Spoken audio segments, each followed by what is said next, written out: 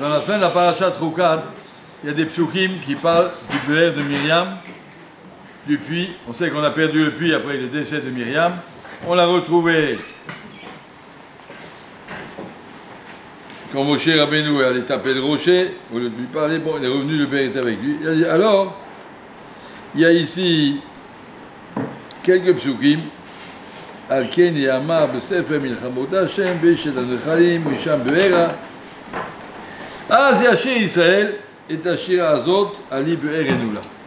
Après, à ce moment-là, les Bnei Israël ont commencé à chanter une chanson en l'honneur du Be'er, en l'honneur de ce puits, Ali Be'er. Be'er fait monter ton eau, et nous là tout le monde a dit. Be'er Chafarou Asarim, un puits qui a été creusé par des princes. Karouan Ediveam, qui a été renforcé par les grands, les généreux des générations, Bim Chokek, Bimishanotam, ceux qui font des lois avec leurs bâtons, c'est du chinois.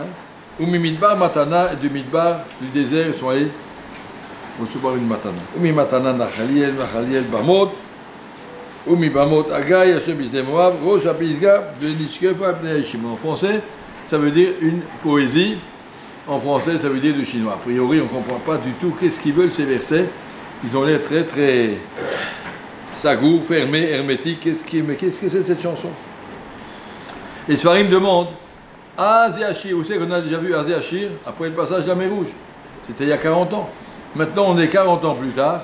Les Bnei Israël sont au bord de la frontière pour entrer en Eretz Israël. Ah, Zéaché, maintenant ils sont rappelés à chanter que pendant 40 ans on avait le Be'er, c'était extraordinaire, on avait de l'eau. Il n'y a pas une chanson sur Amman, il n'y a pas une chanson sur les Anané Kavod, il y a une chanson sur le Be'er. Et cette chanson, elle a mis 40 ans à venir. Ah, Zéaché Israël, c'est tout ça, c'est curieux. Et la traduction de la chanson, je n'ai pas vu la traduire, est compliquée. Alors regardez un peu dans les Mefarshim. Le Be'er en question, c'est d'un endroit d'où on sort l'eau. Et l'eau, c'est la Torah. Et d'où sort l'eau? La Torah va subir un grand changement après 40 ans. Dans le désert, jusque-là, on était avec Moshe Rabbeinu. Les Bnei Israël savent qu'on est dans les derniers mois de Moshe Rabbeinu. On est au bord de la frontière et Moshe Rabbeinu ne rentrera pas en Eretz Israël. Et les Bnei Israël ont compris que la Torah va changer. Jusqu'à maintenant, on avait la Torah de Moshe Rabbeinu, Zichot Torah de Moshe, qui était une Torah chez Birtav, et quand on ne savait pas, Moshe s'adressait directement à Kadosh Baruch Hu. Après le décès de Moshe, ça va devenir la Torah du Ham Israël. Ça veut dire quoi? On va aller en Eretz Israël, et il y aura des Rabbanim, des Shivot, des Sfarim, des Chidushim, des Pilpulim. Ça n'existait pas à l'époque de Moshe Rabbeinu. Moshe Rabbeinu donnait, si on veut, la Torah, voilà, les mots qu'Akadosh Baruch Hu a dit, Torah chez Birtav. Torah chez Birtav, c'était un niveau de Moshe Rabbeinu. Mais maintenant, il y a le Be'er. Be'er, c'est quelque chose différent d'un Be'er et un bord. Un bord, c'est de l'eau stagnante, de l'eau de pluie qu'on a accumulée. Un Be'er, c'est quelque chose qui vit à une source. Une source au fond d'un trou, et puis il y a toujours de l'eau là-bas. Et ça, c'est la force de la Torah. Les Bnei Israël ont chanté devant l'entrée en Israël, nous allons maintenant recevoir une nouvelle Torah. Pas une nouvelle Torah, une nouvelle façon de comprendre, d'étudier, de développer la Torah. Jusque-là, on la recevait de Moshe Rabbeinu. Chaque chose était claire et posée. Maintenant, il faut analyser toutes les paroles de Moshe. On ne va pas inventer des choses nouvelles, mais ce Be'er qui a été creusé, Be'er Chafarou Asarim, ce puits, ça c'est la chanson que les Israéliens ont chantée.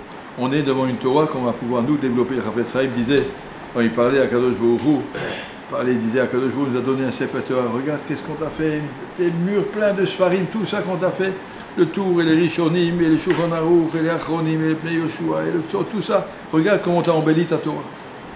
La Torah était, on va dire, un noyau duquel on a pu sortir tout ça. Tout ça, c'est dans la Torah.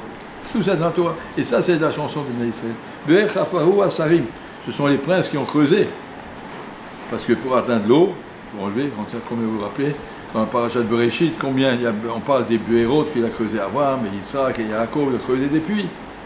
C'est tellement important que ces puits. Les puits, c'est le moyen d'arriver à l'eau. Si l'eau, c'est Torah, il faut creuser pour arriver à l'eau. Il faut enlever tout le chol, tout le sable, pour arriver à l'eau. Et ça, c'est tout le travail de nos Rishonim, Chafarou, Asarim, ils ont creusé. Donc, Arouam, les autres, ils ont approfondi, renforcé tous les côtés. Cette Torah est devenue claire, peu à peu. Mimechokek, après il y a le Shulchan Aruch qui est sorti Mishalotam Midbar Matana. Et ensuite on reçoit la Torah en Matana. À quelles conditions on reçoit la Torah en Matana, dit Agmara? Mishemessim Asmo que Midbar, celui qui dit j'ai pas de priori dans la Souya, je suis Midbar, je suis disponible pour tout le monde, pour expliquer, pour comprendre et pour reprendre la Torah telle qu'elle est. Je ne parle pas avec mes idées, Midbar. Hachem, tu donneras la Torah en Matana. Après, ça revient une Torah d'Hachem. Matana Nachaliel, la Kadosh Baruch Hu nous fait passer cette Torah en héritage d'une génération à l'autre. Et avec ça, on arrivera jusqu'au Mashiach. Oh, Chapisga, Nishkef regardez dans le Wachaim, regardez dans le Raval Shir, regardez tous les soirs, mais je ne mettre pas beaucoup de ça. Cette paracha-là, c'est la paracha de la Torah. La paracha du développement de la Torah à travers les siècles. Et il faut voir, Baruch Hashem, chaque siècle a sa Torah. C'est le siècle des Rishonim, ça n'arrête pas le siècle des Poskim. Après les Poskim, c'est les Mefarshim. Maintenant, on est déjà dans le siècle des Perushim, mais des Mefarshim, chacun avec sa façon. Et Akadosh Baruch Hu nous met des, comment il appelle ça, des Dive'am, des Sarim. Il a mis par exemple Rahim de Brisk, Rav Rahim, des gens à chaque génération, Riezer, à chaque génération, Akadosh Baruch Hu met le Chazonish, nous met des gens qui sont largement au-dessus, qui sont des Sarim, qui dirigent tout le limoud de toute la génération. Et comme ça continue. Bezat Hashem, ça c'est la chanson Bnei. On n'a pas chanté en sortie d'Égypte, on a chanté à la rentrée en Eretz Israël. C'est une autre chanson. La sortie d'Égypte, merci à Kadosh Baruch Hu de nous diriger avec des miracles. Ça c'est Kriyat Yam Souf. Et maintenant, merci à Kadosh Baruch Hu de nous donner une Torah avec laquelle on pourra vivre et s'accrocher et qui va maintenir l'âme Israël à travers toutes les générations. Si le peuple juif n'a pas disparu, c'est parce qu'il y avait de la Torah et des yeshivot. Là où il n'y avait pas de Torah et de yeshivot, eh bien, il y a une assimilation complète.